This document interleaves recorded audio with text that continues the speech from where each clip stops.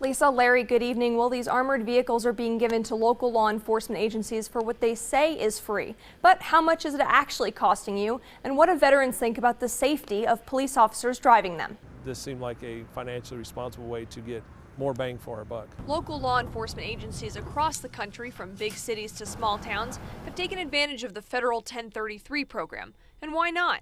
You can get a mine-resistant ambush-protected vehicle with a sticker price of around $625,000 for free. Well, kind of. There's a danger in budgetary considerations for sure, because the MRAP is expensive to maintain. With an 80-gallon tank, the MRAP is neither cheap to fill up, nor is it to transport from the battlefield to your hometown. There is an element of these vehicles being free in that it doesn't cost any money to sign over the title from Uncle Sam.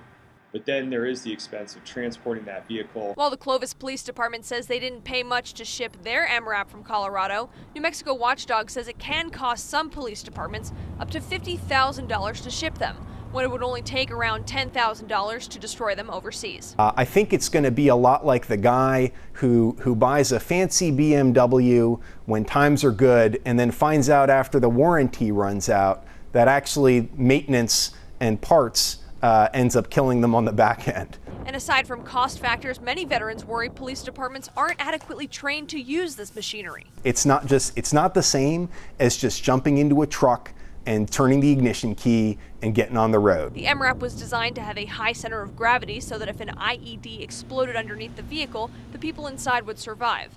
But this design also makes it more likely for these vehicles to roll over. Between 2007 and 2010, 230 MRAPs rolled over in combat, killing 13 soldiers. The Clovis Police Department says they've used their MRAP exactly twice, once on a domestic disturbance call and the other time to rescue people in a flood. The last rain that we used this on, we took 4 or 5 people out of cars that the water was up over the dashboards, and we were able to back this vehicle in almost to the top of the tires. If during the course of a water rescue, an MRAP ends up in the water itself, the people inside can be trapped and drowned. Lieutenant Commander Ismay told me that these drowning accidents happen so frequently that the military invested millions of dollars into an egress trainer to teach soldiers how to safely escape an MRAP. However, in New Mexico, it only requires a commercial driver's license to drive one of these vehicles. Reporting live from the Kennedy Broadcast Center, Selena Lewis, Pro News 7.